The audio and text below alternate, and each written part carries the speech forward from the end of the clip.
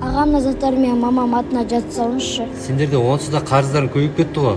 Оны да төлей аласыңдар ма? Аға, мен ол ақшаның бәрін қайтарам, уайымдамаңыз. Жарайды, бауырым, ала қойш.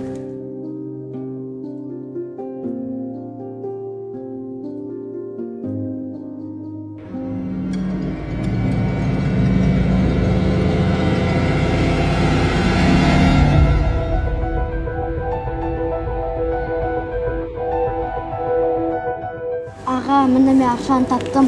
Сен ештеңе қарыз емес. Не үшін? Жаңа кісі бүкіл сенің қарызын төлеп кетті ғой.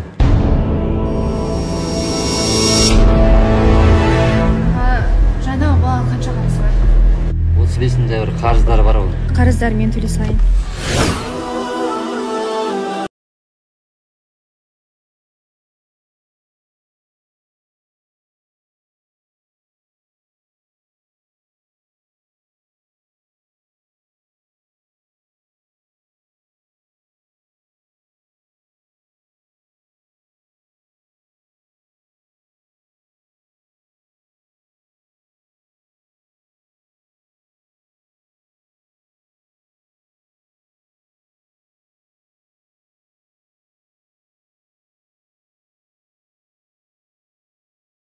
Не болды, не үшін шақырдың?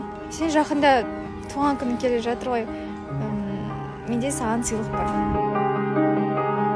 Сен үшін маған жақсылық жасап жатсың? Мен саған әрдайым жамандық жасаймын ғой. Енді қандай болсаң да сіңілімсің ғой, бауырымсың.